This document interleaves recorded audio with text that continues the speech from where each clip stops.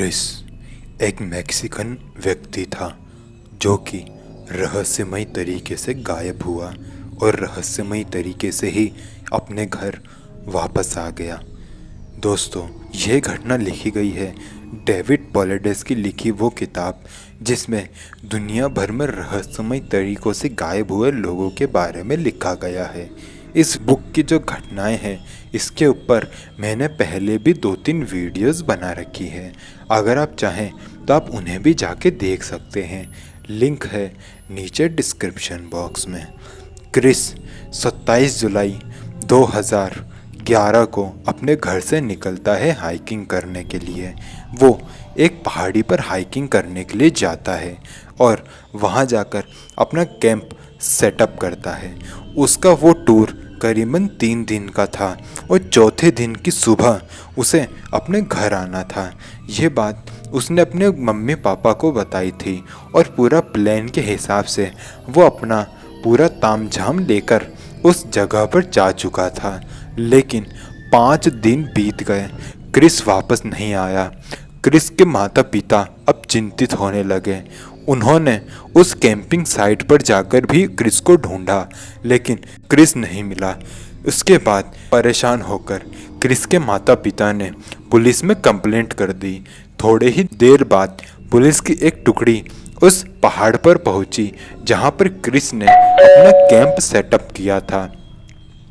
वहां जाकर पुलिस ने बहुत ही बड़े एरिया में सर्च ऑपरेशन चलाया लेकिन क्रिस का कोई अता पता नहीं मिला।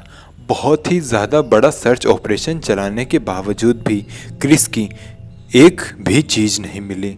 जब एक भी चीज़ क्रिस से जुड़ी हुई नहीं मिली तो कुछ दिनों बाद इस केस को मिस्टीरियस तरीके से गुम हुए लोगों की लिस्ट में डाल दिया गया और उसके बाद उनके माता पिता को ये कह दिया गया था कि क्रिस शायद अब मृत हो चुका होगा, इसलिए वो अभी तक घर नहीं आया।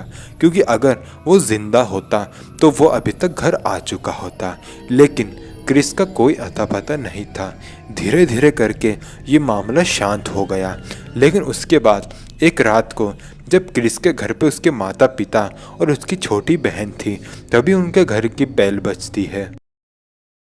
उनकी घर की बेल बजते ही उसके पिता दरवाजे पर जाते हैं और दरवाज़ा खोलते हैं।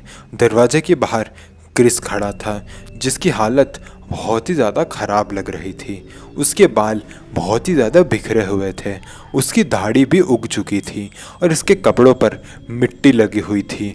उसके पापा ने जब उसको देखा तो एक तरफ उसके पापा जो है हैरान थे कि क्रिस इतने दिनों बाद घर ऐसे क्यों आ गया और इतने दिनों से वो कहाँ था, और एक तरफ उसके पिता खुश हो रहे थे कि काश उसका बेटा वापस आ गया। क्रिस जब घर आया था तो वह आते ही अपने बेडरूम में चला गया था और वहाँ जाकर एकदम सो गया, एकदम गहरी नींद में। उसके माता पिता से उसने एक शब्द की भी बातचीत नहीं की।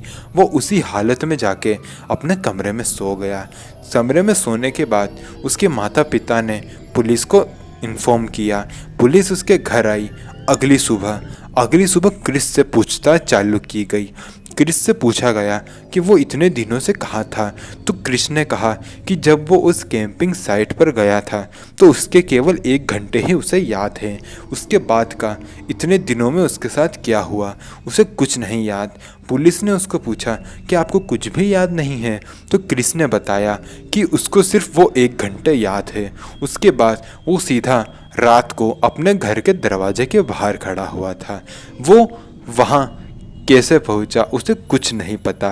लेकिन जब वो कैंपिंग करने गया था तो दिन का टाइम था और जब घर लौटा तो रात हो चुकी थी और एकदम अंधेरी रात।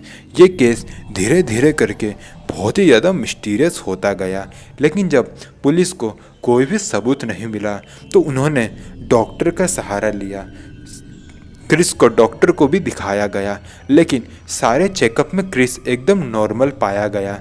ऐसा बिल्कुल भी नहीं था कि क्रिस पागल या फिर मेंटली अनप्रिपेयर्ड हो। लेकिन उसकी रिपोर्ट में सब कुछ एकदम क्लियर था, एकदम परफेक्ट मैन की तरह। तो फिर क्रिस को कुछ भी याद क्यों नहीं आ रहा था? इस घटना को डेविड पॉलेडेस ने अपनी बुक मिसिंग 411 में लिखा है।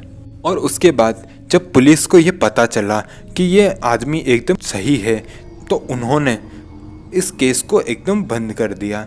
लेकिन आज भी अगर क्रिस को आप जाके पूछेंगे कि क्रिस क्या आपको कुछ भी उन दिनों के बारे में याद है, तो क्रिस आपको यही जवाब देगा कि उसे कुछ नहीं याद है।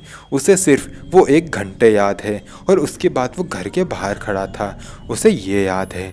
क्रिस आज भी जो है उसी घर में रहता है और हर दिन वो ये याद करने की कोशिश करता है कि आखिर उसके साथ उन दिनों क्या हुआ था। लेकिन अब क्रिस जो है एक नॉर्मल इंसान है और नॉर्मल इंसानों की तरह ही जीता है।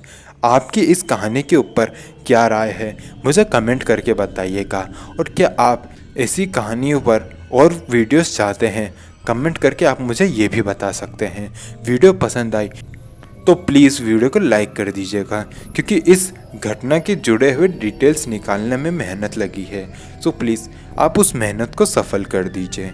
मिलते हैं नेक्स्ट वीडियो में, तब तक के लिए जय हिंद, जय भारत।